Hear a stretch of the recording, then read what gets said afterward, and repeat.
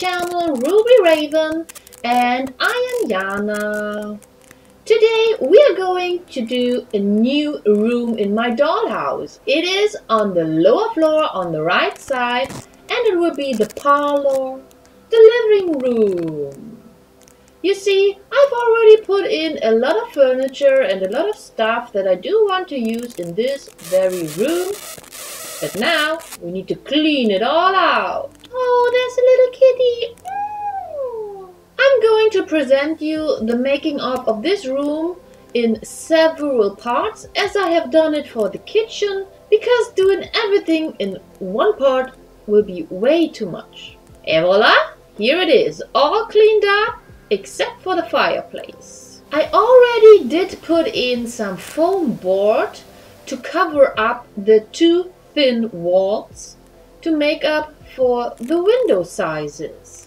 They are much thicker than the original walls of the green leaf Beacon Hill Dollhouse. I do want to put in a light into the fireplace, and here you can see where the original wall was supposed to go in, and then you couldn't really look into the room, and so I made it this way.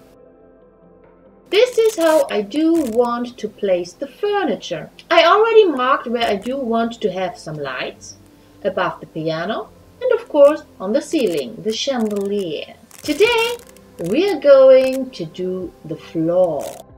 Here you can see how the dollhouse looks from the outside, where the windows are supposed to be, and how the windows are going to look like. On the other side of the room it will be exactly the same, just a bit bigger. The fireplace is hollow because I do want to be able to put all the cables through the fireplace into the basement so that I can collect all wires from all floors there. And the cables for the lights above the piano will go through the hallway down into the basement as well. And by the way, all the white parts are foam board. This is the template for the floor. I used several sheets of paper, and now I'm going to transfer it onto some cardboard. Here it is, already pre-cut, and it fits perfectly, I think. This is how I want the parquet, the flooring, to look like.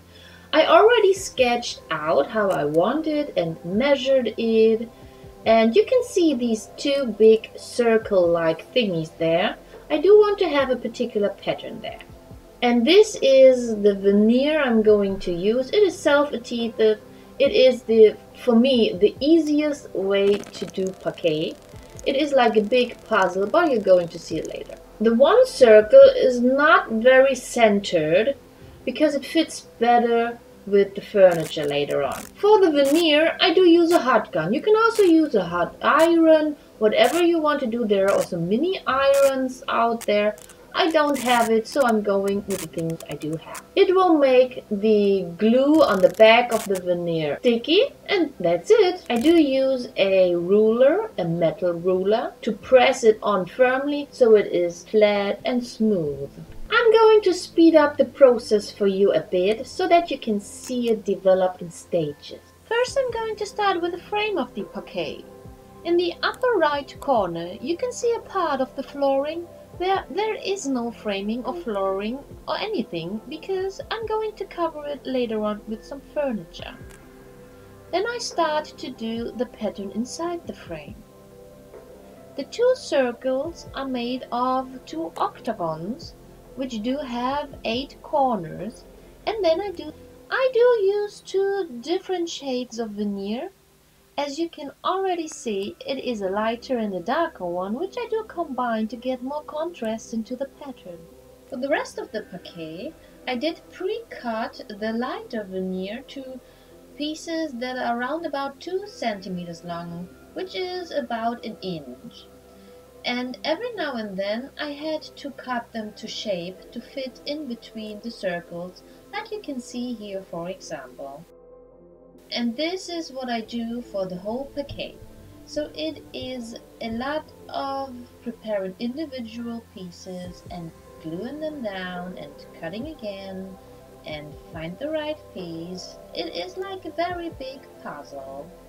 Once every part is in its place, I do heat up the whole surface again and press it down with a metal ruler. Because once you heat up one piece that you do want to glue in, you also do heat up the pieces that are next to it and already installed, and so it can warp these pieces because the glue gets heated up again and the stickiness gets lost, etc. So I'm going to heat up everything again and press it down with a ruler firmly.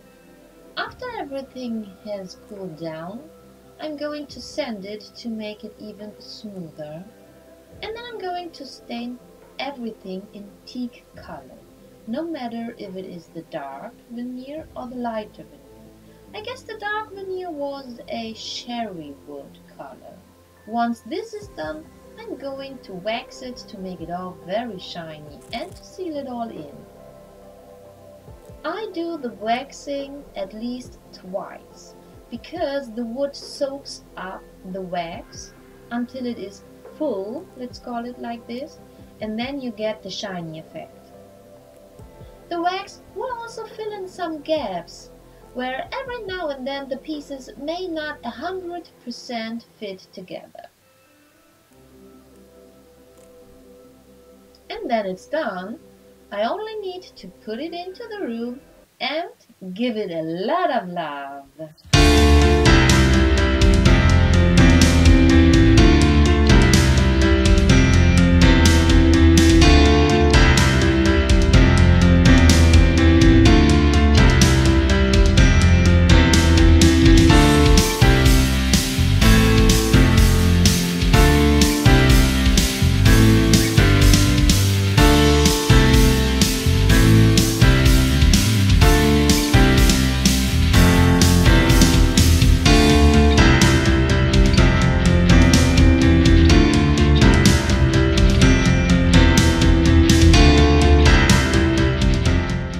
That's it, the video is over.